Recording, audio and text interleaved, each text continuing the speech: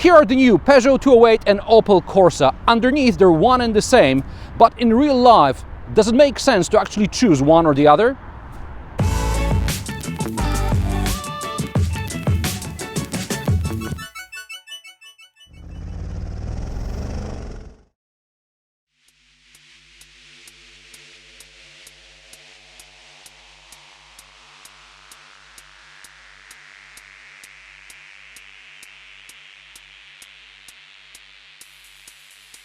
Peugeot 208 won the European Car of the Year 2020 title.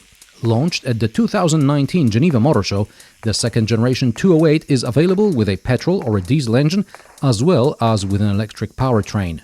Of course, the 208 is Peugeot's not only or first super mini. Earlier there were the 207, 206 and 205, which is where it all started. However, a few years ago, Peugeot has run out of numbers, and it had to adopt a new naming scheme. The first number, from 1 onwards, indicates the segment the car is in. The model number always ends with an 8, and the 0 in the middle is for regular car, or 2 zeros for crossovers. The only exception at the moment is the Peugeot 301, where number 1 at the end is reserved for models designed with emerging markets in mind. Opel Corsa is a year older than the 205 and it's the 6th generation of the Super Mini. It's also another model produced under the PSA wings.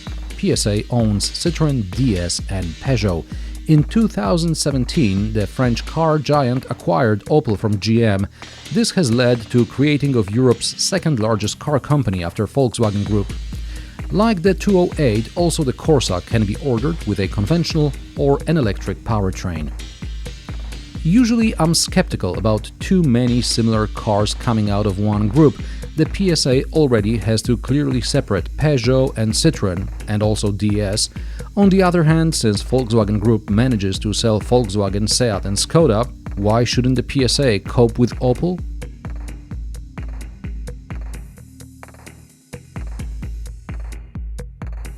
This is no ordinary badge engineering.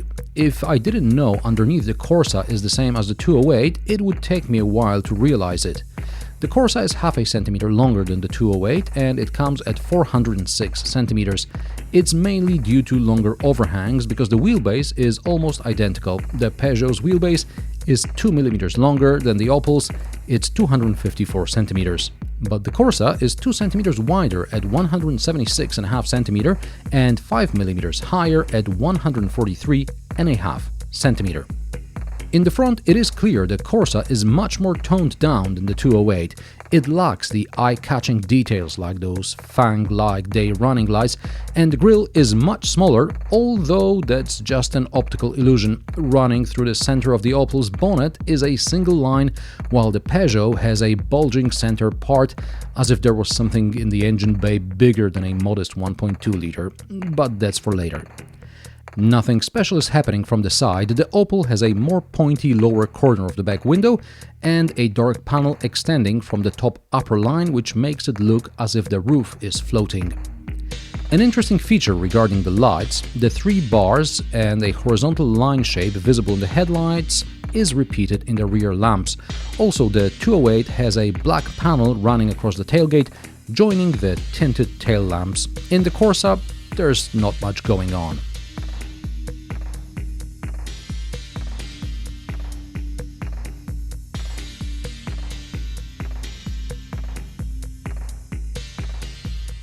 The boots are the same. Peugeot says it's 265 liters and 44 liters in the spare tire well. That's the VDA number, which is obtained using blocks 20 by 10 by 5 centimeters. If you were to pour liquid into the boot, you would get over 300 liters and about 100 liters in the spare tire well. It's the same in the Corsa. The difference here is that the 208 has some styrofoam filling around the tire repair kit, and the Corsa doesn't. The shopping bag hooks are useless in both cars, and there is no flat loading area with the seats down. In the previous Corsa, there was a double floor option, something PSA deems unnecessary.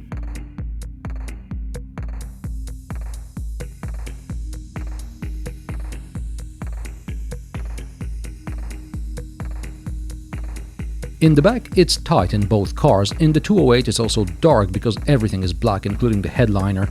Meanwhile, in the Corsa I tested, the roof liner was light and there was also a panoramic sunroof, making the interior feel more spacious. Both cars get 2 USB ports, none have air vents, although Opel claims it does, perhaps the ones under the seats. In the front, there is no doubt which dashboard is designed by Peugeot and which one by Opel. The so-called iCockpit design debuted in the first generation 208. The idea is that smaller steering wheel allows the instrument cluster to be raised to be within the line of sight of the driver, who doesn't need to look down or to the side on the center display. The iCockpit caused some raised eyebrows, and especially taller drivers complain that the steering wheel is either too high and obstructs visibility, or too low and they cannot get in and out comfortably. I never had the problem, although getting used to the smaller steering wheel took me a couple of test drives back when it was first launched. Now I'm used to it, it's alright. HUDs in this segment add to the price, so maybe this is better. The second Gen 208 gets virtual 3D instrument cluster. It's form over function, and there is one 2D mode just in case 3D makes you feel dizzy. The infotainment system does take some time getting used to, just like you need to learn the tiny buttons below the screen. The icons are very small. And you have to learn the cruise control joystick, which in traditional French style is hidden behind the steering wheel. At least the multimedia buttons are in plain sight. In both cars, glove boxes are deep and so is storage under the armrest. There are good cup holders, places for phones, but in the Corsa it's just better laid out. Just like the place to put away the key. The Press Fleet Corsa was a 2019 production car with analog instrument cluster, but this spec for 2020 gets everything digital. The steering wheel feels much bigger, huge actually, compared to the 208. All the buttons for the multimedia and the cruise control are on the steering wheel, but some switches protrude and you can press them by accident when maneuvering. The infotainment system in the Corsa is, in my opinion, easier to use, but the big news is that both cars get Apple CarPlay and Android Auto, so you don't have to worry too much about the infotainment. In the 208 you will need it though to change some of the climate control settings on the screen. In the Corsa, AC is in the form of physical buttons and knobs. Perhaps they don't look as cool, but they are easier to use.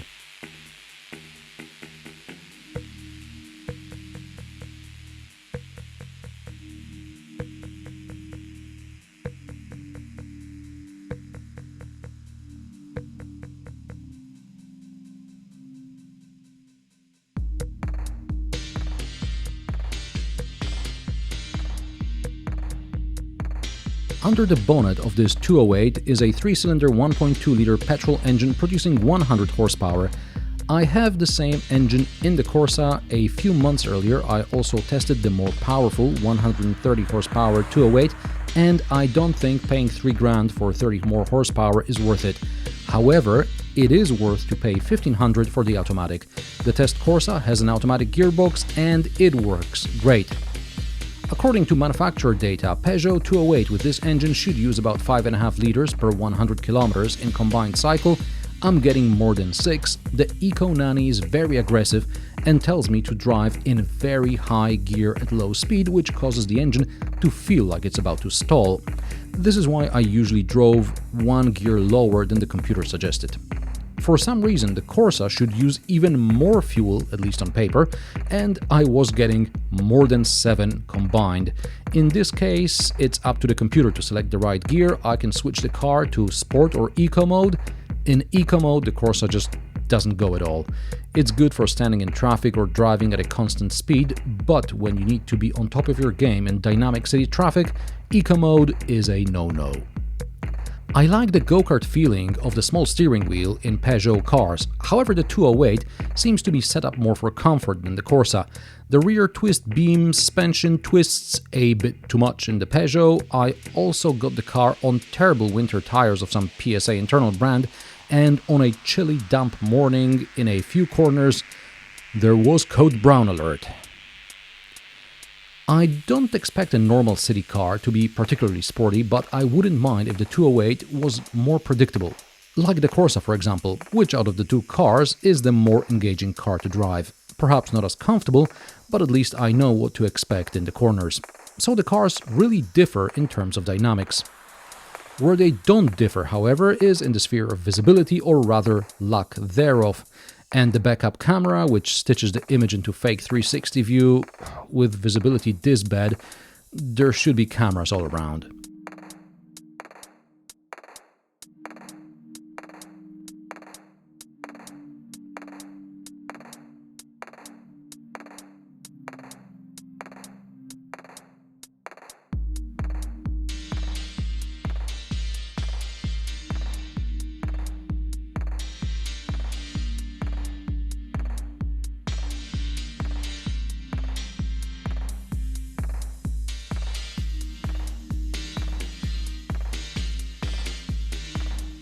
Prices of the Peugeot 208 start at €15,500 for a 75 horsepower petrol engine variant with a 5-speed manual. This is a 1.2 100 horsepower Allure model with options, and it costs about €22,500. Prices of the Opel Corsa start at around €14,000. This test car is the Elegance trim with a 100 horsepower engine and an automatic gearbox. This starts at €21,400 and with options goes up to about 25 grand.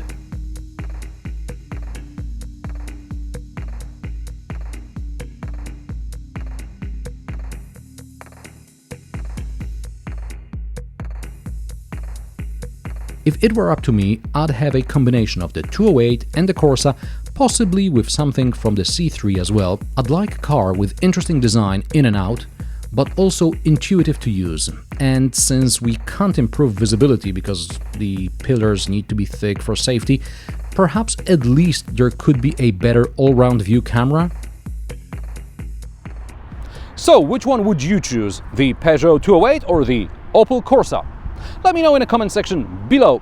If you like my sarcastic, down-to-earth and possibly mildly amusing car reviews, subscribe to Marek Drives, give it the thumbs up, press the notification bell, turn on notifications on your mobile device, blah blah blah, and join me for more reviews every Friday. Thanks for watching, and I will see you in the next one.